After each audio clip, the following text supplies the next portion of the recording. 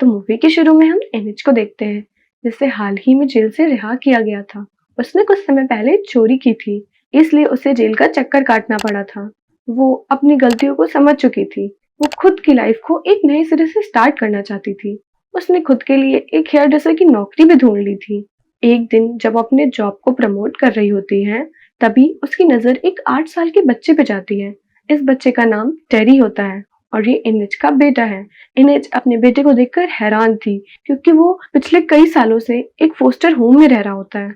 वो खुद को रोकने में असमर्थ थी, इसलिए वो उससे मिलने पहुंच जाती है। यहाँ वो अपने बेटे से बात करने की कोशिश करती है, लेकिन टेरी उसकी बातों का जवाब नहीं देता, क्योंकि वो इनेज से किसी बात को लेकर नाराज था। एक दिन जब इनेज अपने काम में बिजी थी, तब उसे अपने बेटे के हॉस्पिटल में होने की बात मालूम पड़ती है। दरअसल टेरी फॉस्टर होम से भागने की कोशिश कर रहा था, लेकिन इसी बीच उसके सिर पे चोट आ जाती है। इनेज बिना किसी देरी के हॉस्पिटल पहुंच जाती है। यहाँ वो टेरी को ठीक देखकर सुकून की सांस लेती है, जिसके बाद वो टेरी के साथ कुछ पल बिताती है। यहाँ टेरी अपनी माँ से किसी बात को लेकर नाराज था। वो इनेज से पूछता है, क्या आपने मुझे 2 साल की उम्र में सड़क के किनारे छोड़ दिया था? इनेज इस सवाल को सुनकर हैरान थी। वो टेरी को समझाती है, ये सब झूठ है, तुम्हें ये सब अपने दिमाग से निकाल देना चाहिए। इनेज कैसे भी करके अपने बेटे को समझाने में कामयाब हो जाती है। इनेज अपने बेटे से बेहद प्यार करती थी, लेकिन वो इस बात से निराश थी कि जब उसके बेटे को उसकी सबसे ज्यादा जरूरत थी, तब वो उसके पास नहीं थी। एक तरफ टेरी वापस अपने फोस्टर होम नहीं जाना चाहता था, वहीं इनेज को अपनी पुरानी गलतियों को सुलझाना चाहती थी। टेरी जब इनेज को बताता है कि मैं आपके साथ रहना चाहता हूँ, तो इनेज का दिल भर आता है। वो काफी सोच विचार के बाद टेरी को अपने साथ ले जाती है। तब इनेज ना चाहते हुए भी टेरी को फोस्टर होम से चुरा लेती है। इनेज के पास कोई ठिकाना नहीं था, इसलिए वो अपने दोस्त बू को कॉल लगाती है। यहाँ वो उसकी मदद से अपने बेटे को उसके घर में छुपा लेती है। लेकिन बू की मदर इनेज की इस हरकत से काफी नाराज थी और वो उसे अपने घर में नहीं रखना चाहती थी। एक दिन जब इनेज और बू की मदर में बहस हो जाती है, तब बू की मदर इनेज को काफी बुरा भला कह देती है। इनेज उनकी बातों से गुस्सा हो जाती है, यहाँ तक कि वो उन्हें उल्टा जवाब भी देती है। लेकिन इसके चलते इनेज और उसके बेटे को उनका घर छोड़ना पड़ता है। इनेज फिर से सड़क पे आ चुकी थी। उसे जल्द ही घर का ठिकाना ढूंढना था। उसे एक रेंट वाले घर के बारे में पता चलता है।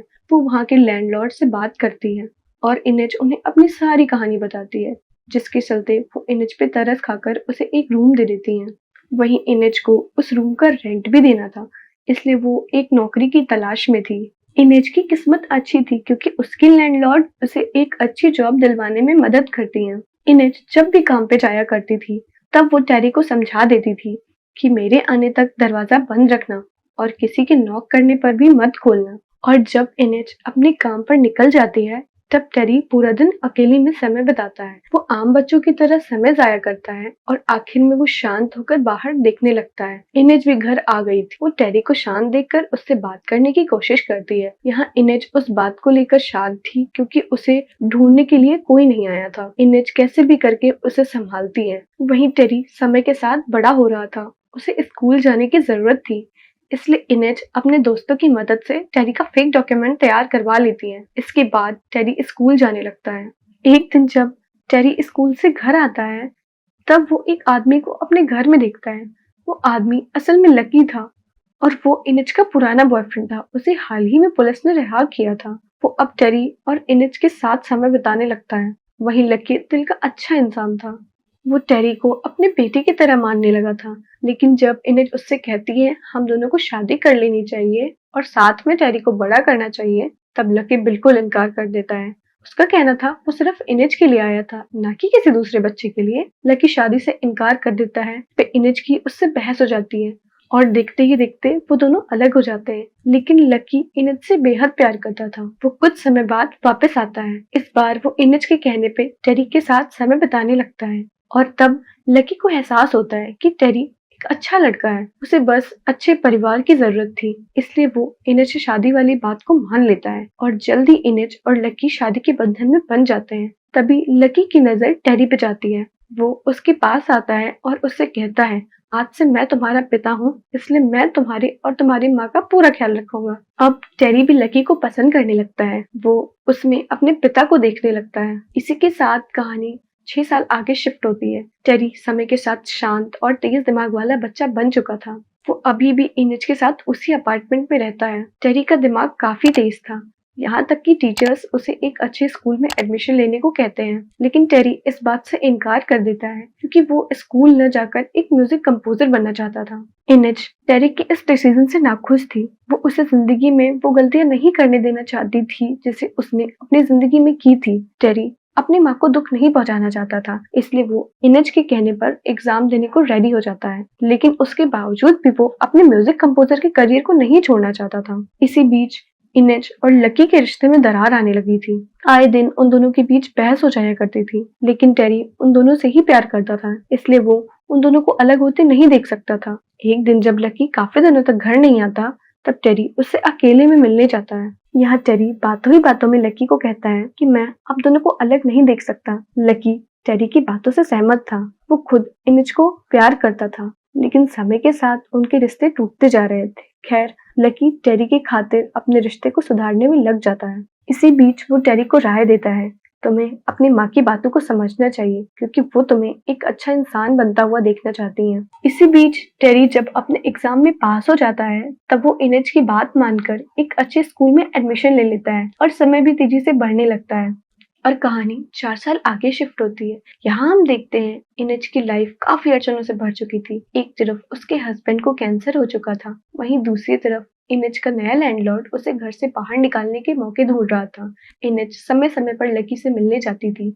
एक दिन जब लकी अपने आखिरी पलों को गिन रहा था, तब वो इनेज से पूछता है, आखिर तुम मुझे क्यों प्यार करती हो? इनेज इस सवाल का जवाब नहीं दे पाती और तब तक लकी भी इस दुनिया को अलविदा कह चुका था। इसी दौरान टेरी अपने पिता को खोकर टूट चुका था। वो अपने घर को बिखरते हुए देख रहा था। एक दिन जब वो उदास स्कूल में बैठा था, तभी उसकी टीचर टेरी की उदासी भांप लेती हैं। वो उससे कारण पूछती हैं, जिसपे टेरी बताता है उसके पिता इस दुनिया से जा चुके हैं और इनेज दिन ब दिन लैंडलॉर्ड की वजह से परेशान रहने लगी है। टेरी चाहता था कि वो अपनी माँ के दुख को कम कर सके। टीचर टेरी की प्रॉब्लम को समझ चुकी थी, इसलिए वो टेरी को जॉब करने की सलाह देती हैं। यहाँ टीचर की नजर में एक जॉब थी, लेकिन उसके लिए टेरी की बर्थ सर्टिफिकेट चाहिए थी। टेरी जॉब करने के लिए तैयार था, इसलिए वो अपने उन फेक बर्थ सर्टिफिकेट को सबमिट कर देता है।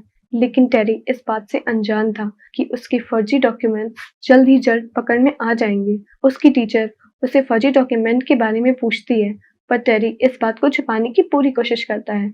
लेकिन उसकी टीचर असल में एक सोशल वर्कर भी थी, इसलिए वो टेरी को समझाती है, तुम्हें अपने जॉब की चिंता ना करके अपने मॉम से बात करनी चाहिए। वो टीचर टेरी से उसकी माँ से बातचीत करवाने को कहती है, लेकिन टेरी जब मना करने की काफी कोशिश करता है, तब उन्हें मजबूरन ये बात पुलिस से शेयर करनी पड़ती है। टेरी ने भी ये बात माँ को बता दी थी।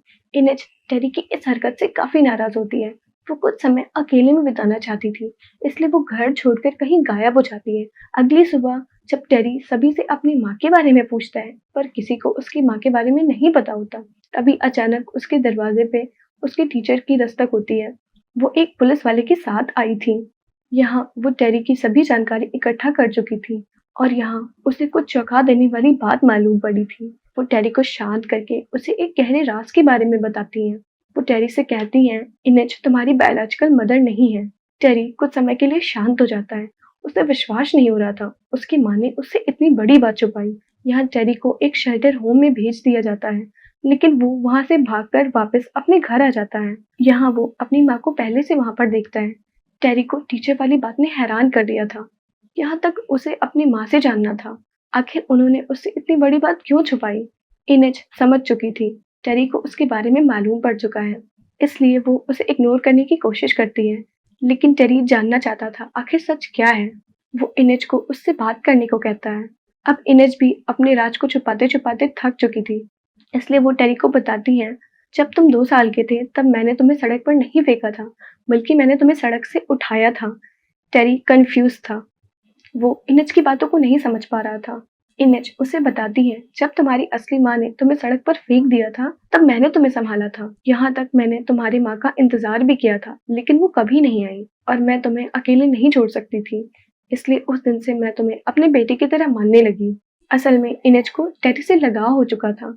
वो उसे अपने बेटे की तरह देखने लगी थी, इसलिए वो उसे एक अच्छी परवरिश के साथ बड़ा करना चाहती थी। टेरी हैरान हो जाता है वो इनेज से पूछता है, क्या ये बात लकी को पता थी? जिस पे इनेज कहती है, हाँ, हम दोनों ने तुम्हें एक साथ परवरिश देने का डिसाइड किया था। और इतना कहने के साथ इनेज की आंख भर आती है। टेरी भी समझ चुका था कि इनेज भले ही उसकी बायोलॉजिकल मदर नहीं है, लेकिन उन्होंने उसे अपने बेटे की तरह बड़ा किया था। वो अब इस डर में था कि कहीं इनेज को पुलिस वाले न पकड़ ले, और इस चीज को रोकने के लिए इनेज और टेरी को फिर से अलग होना था। टेरी अपनी माँ को अकेले नहीं छोड़ना चाहता था, बल्कि वो उनके साथ कुछ समय और बिताना चाहता था, पर किस्मत को ये मंजूर नहीं था। आखिर में टेरी अपनी किस्मत से मायूस होकर अपने कपड़ों को पैक करने लगता है, लेकिन टेरी जाने से पहले इनेज से अपने सारे गिले शिकवे दूर कर लेता है। वहीं इनेज टेरी को गले लगाती है और उससे बताती है, हम जल्द ही वापस मिलेंगे। और इतना कहने के बाद वो कैब में बैठकर चली जाती है, और इसी के साथ मूवी यहीं पे खत्म हो जाती है।